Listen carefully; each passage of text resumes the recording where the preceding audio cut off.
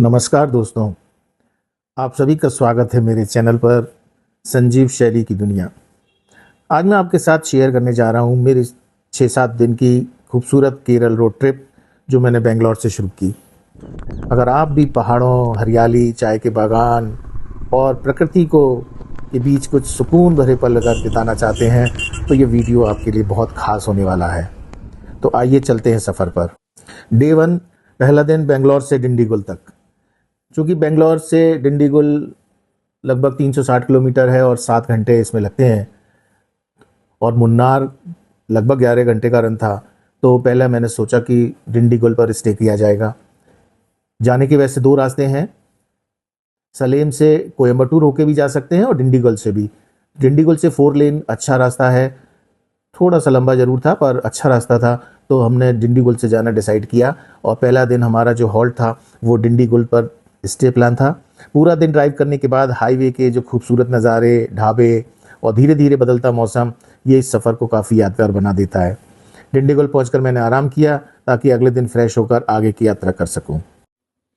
Day 2 है और honestly ये ट्रिप का सबसे ड्रीमी पार्ट यहाँ से शुरू होता है। सुबह डिंडीगुल से निकले और जैसे जैसे मुन्नार के पास पहुंचे, भाई व्यूज लिटरली अपग्रेड होते गए।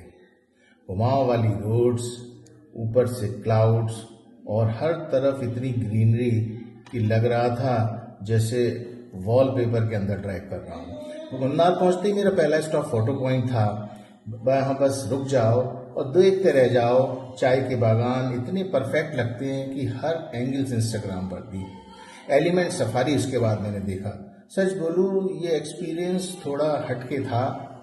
एकदम रॉयल फील आती है और काफ़ी फन भी आता है। जब एलिफेंट चलता है तो बड़ा अजीब सा लगता है। उसके बाद हम टी फैक्ट्री पहुँचे। यहाँ जाके समझ में आता है कि जो चाय हम रोज़ पीते हैं उसके पीछे कितना डिटेल्ड प्रोसेस है। उसके बाद मट्टुपट्टी डैम और इको पॉइंट हम गए।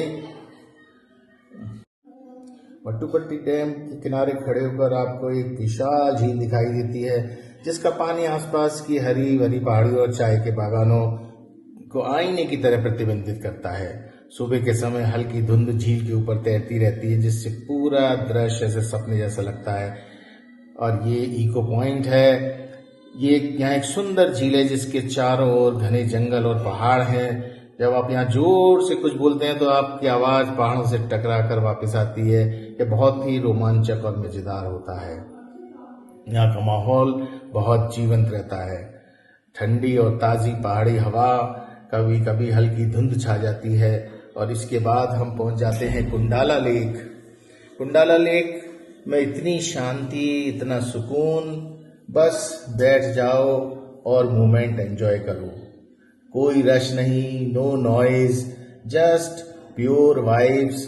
पानी के चारों तरफ और आपके तरह चारों तरफ पानी। तो डे 3 साथियों, आज का प्लान बहुत सिंपल है। बस मुन्नार को बहुत डीपली एक्सप्लोर करना।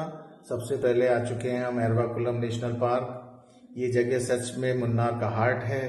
एंट्री करते ही जो फ्रेश हवा लगती है वो ऐसा इंस्टेंट रिफ्रेश फील होता है।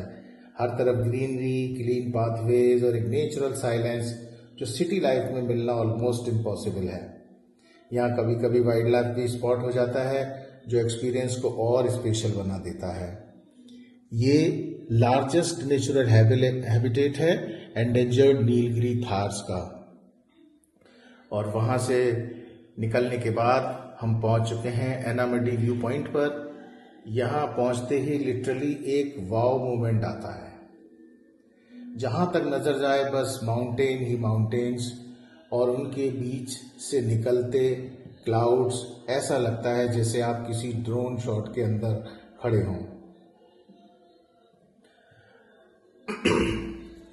यहाँ से परफेक्ट प्लेस जो जस्ट आप नेचर को जहाँ पे आप ऑब्जर्व कर सकते हैं।